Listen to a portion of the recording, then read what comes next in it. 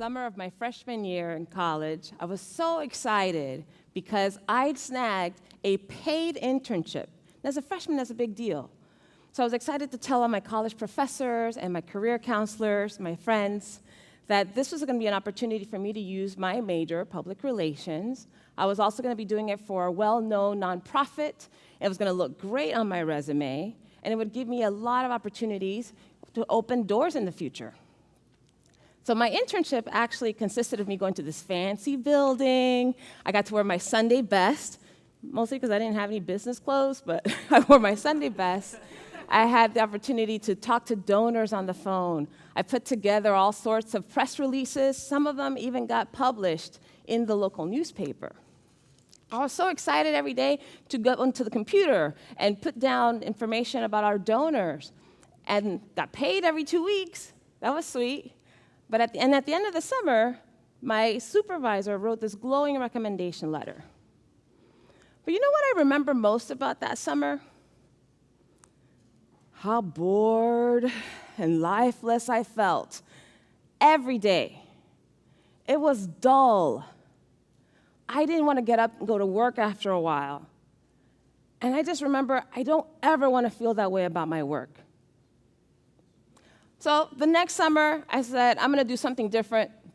I decided to volunteer instead.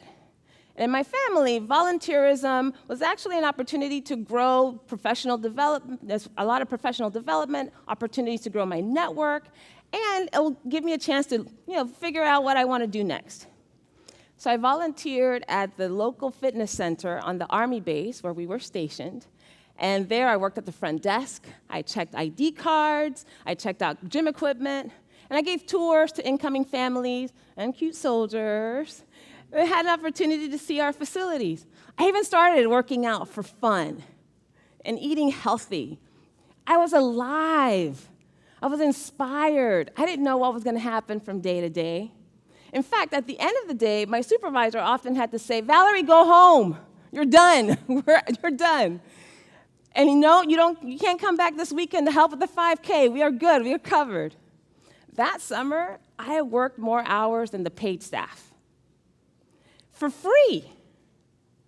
And I just realized this is the kind of emotion that I want to have around my work. I want to feel alive. But now try telling that to college counselors and professors. Fast forward to my senior year in college. They're starting to look for jobs. When I told them I wanted to feel alive at work, they were like, yeah, no, you need to find the right job. And so I followed their advice and started applying for anything that fit the degrees that I had, public relations and Spanish. I also sent out like 30 resumes and cover letters to different companies. I attended all the job fairs that were hosted at my university. And after some time, I waited for some response for those 30 applications. Nothing came. In fact, I remember going to the post office at my university to check one more time. This is a month away from graduation. I was desperate. All my friends were getting nice jobs and wonderful opportunities, and I hadn't heard anything. So when I went to check my mailbox, zero, nothing there. On my way out the door, I bump into Keith, my former high school drum major. And I hadn't seen him in the 4 years I'd been at this university. So I was like, hey, Keith, what are you doing here? Do you go to school here? He said, yeah, I just started, actually. Right after high school, I took off and I went to work for an organization called Up With People.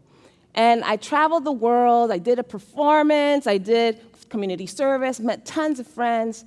And then he starts telling me all these stories about his travels and the exotic things that he'd had an opportunity to do. And I was like, I do not remember this Keith from high school. He was worldly now and sophisticated and mature. I was like, this program must have been something else. So then I told him, hey, I've been working here on campus as a resident assistant, and I've also been helping out with international students on campus, and I have a degree. I'm working on my degree in Spanish and public relations, and I graduated in a month and still haven't heard anything. And he said, you know what? I have a friend in Up With People who works in HR. If you'd like to, I can give you your phone number, and then you can see. You would be great for Up With People. And I was like, really? Okay. And I just remember feeling like these little butterflies in my stomach. I started to feel excited. I didn't feel that way at all with the 30 applications that I sent out. So next day, I called the number. I knew it was a long shot, but when I mentioned Keith's name, the lady was like, oh my gosh, yes, I'm so glad that he told you to call me. So we talked. By the end of that phone call, we'd scheduled a phone interview. By the end of that week, I did my phone interview, they did their background check, and they offered me a position as a public relations and event coordinator. And not only that, I was gonna get to go to Colorado and Florida for my training, and they were preparing me for a month-long tour in Venezuela, where I would have the opportunity to help an intern. I was so excited. I couldn't wait to tell my professors. When I got to my professors in my college, all my classmates and all the counselors, and I started to tell them about this opportunity, they were like, okay, well, that sounds interesting. What's the salary? I was like, oh, they don't do salaries. It's a stipend, but all my travel is covered, my food and beverage is covered, my lodging is covered. They were like, Valerie, you have a double major. How dare you not get a salary? You need salary, you need benefits, you need bonuses. Don't you have student loans to pay back? They weren't wrong. But I just knew that I didn't want to feel the same way I felt during my internship. So I decided not to follow their advice. I took the job. I instead followed the advice of Howard Thurman, who says, don't ask what the world needs. Ask what makes you come alive and go do it. Because what the world needs are more people who've come alive. In that job, in the 5 years I worked for them, I lived out of a suitcase, traveled to 15 countries, lived with 400 host families, made friends from all over the world, and had life-altering experiences. And all of it with a sense of feeling alive. Now let's talk about aliveness a little bit. So aliveness is something really interesting because it's really about positive emotions and sensations. It's positive, repetitive thought patterns as well. But it's tricky to measure. You can't measure it with a job title. You can't measure it by the bank account. You can't measure it with the pictures on Instagram. The way you measure it is how you feel and how you think. And at best, to measure whether someone else is feeling alive, you might get a vibe. Speaking of vibes, I recently came across this TikToker. His name is @VicBlends. Anybody heard of VicBlends? Fantastic guy. He's a 20-something-year-old. He's from North Carolina. He's a barber. And he's known for walking around with his backpack filled with his hair-cutting tools and a folding chair. And anyone he comes across, he offers to bless them with a free haircut in exchange for conversation. That's it. But some of the conversations he has, he talks about people's dreams, they talk about their fears, they're talking about the things that they've done. It's amazing how much aliveness he inspires. I especially love when he talks to young people, like kids, because he's always encouraging them to stay in school and make sure you pursue your dreams. And if you don't, I'll mess up your hair. Now, the fact that he's doing all this for free for just conversation, a haircut and a chat. But what I thought was really fascinating is @VicBlends has 13.5 followers on TikTok. He has 2 million followers on Instagram and 40,000 followers on Twitter. Do you know how many TikTokers he follows? 22. 22. He follows 26 people on Twitter and 140 people on Instagram. What if we could be so keen and discerning about who we choose to follow, whose advice we choose to take, and instead channel our energies and our strengths into leading with our gifts, like Vic? Now, I know sometimes we're in environments where we may not know our gifts, or we know our gifts perhaps, or we know we're doing the right thing, but we're in environments that don't appreciate it, or don't pull for them, or we don't have the opportunities to express them. What do we do in those cases? Well, funny enough, after my career Up with People, I've done other things, but one of my favorite career paths was when I worked for a hospitality company called Hyatt Corporation. At this point in time, it was 2008, I'd worked for Hyatt for 5 years, and I was ready for my promotion. I interviewed for a regional director of learning. I flew to Chicago, killed it on the interview, and they were like, Valerie, we'll get back in touch with you with your job offer. It's yours. I was like, yes. So I went back home, and I'm waiting for the offer. Wait a week, 2 weeks, haven't heard anything. All of a sudden, the VP, the vice president, calls me and says, Valerie, I am so sorry. We're going to have to undergo a hiring freeze. Unfortunately, we won't be able to fill this position this year. But you're the top of the list. The moment that we unfreeze everything, we're going to call you. If you're still available and interested, the job is yours. I was like, I was disappointed. But I felt that sense of aliveness while I was going through the process, so I knew this was for me. 2 months later, December, my boss, Jonathan, calls me into his office. He's the human resources director. And he says, Valerie, we're having some issues financial in the hotel. We're going to have to stop all hiring. I was like, okay, that makes sense. At the time, I was the recruiter, so I'm like, okay, I understand. He says, but not only that, we're also going to have to eliminate some of the positions, including here in HR. I said, okay. Yours is on the list. I remember my stomach dropped. I started feeling a little lightheaded, and my chest got tight. I said, okay, well, what am I supposed to do? And he said, well, you'll have to find another job in a different city. We don't have anything here in the Dallas area. I said, well, we have a position as assistant HR director here. We've been trying to hire somebody for it. Is that still going to open? He said, yeah, we need to fill that role. And I said, could I have that role? He said, no, I'm really looking for someone that's going to become an HR director in the future, and you've made it clear that your heart and your gift is really in learning and development. I don't think that's going to work out. I walked out of that office in a daze. And then over a few hours, it turned into a panic. Like, I don't know what I'm going to do next. I remember going home, and I picked up the phone, and I called my brothers.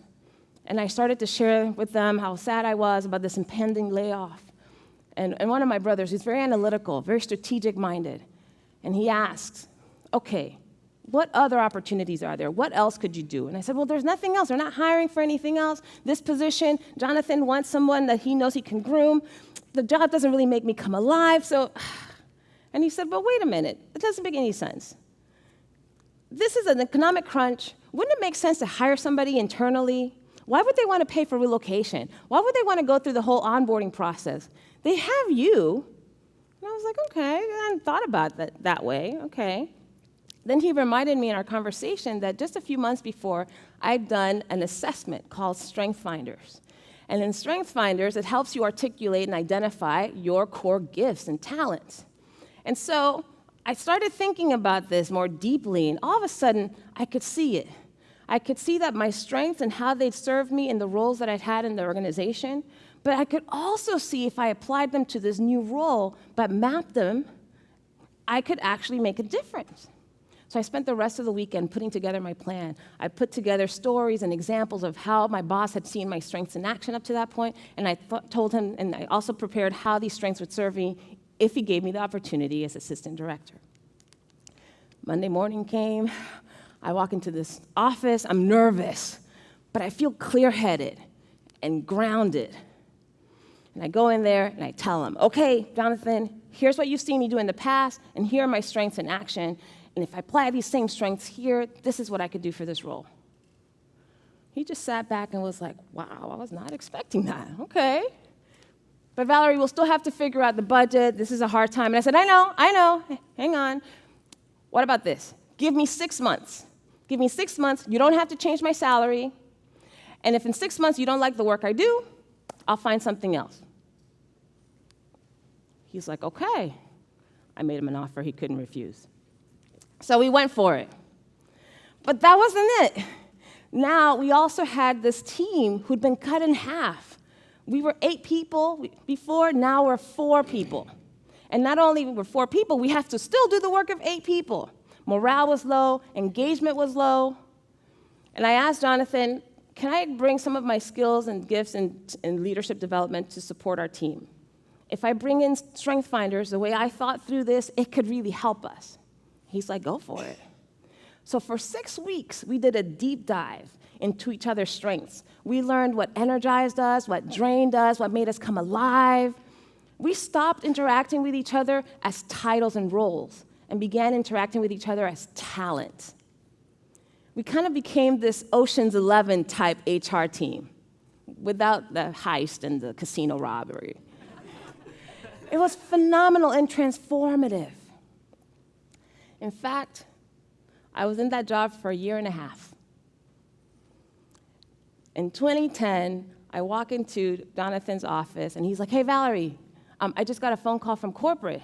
They're opening that job again as Regional Director of Learning. Are you still interested? And if so, the job is yours." And I was like, "Yes, I'm interested." I took it. Now, why do I tell you all these stories? I learned 3 key lessons, and I'd love to leave you with these lessons that could make a huge difference. First lesson, we gotta be conscious of our gifts and our talents. Know what makes you come alive. Know what energizes you. Know what drains you. And be prepared to advocate for them. Number 2, get connected with people who can support and challenge you, but do so in love. Had it not been for people like Keith, the drum major, and my brother listening and seeing something that's possible that I couldn't see, I wouldn't have done any of this. And then lastly, create opportunities to utilize your gifts in meaningful ways. Using our imagination, we can find purpose and solutions. You are responsible for what I call the O.M.G of your gifts. O, own them. M, master them. G, give them away. And lastly, in the words of the famous comedian Steve Harvey, every setback is a setup for your comeback. Thank you.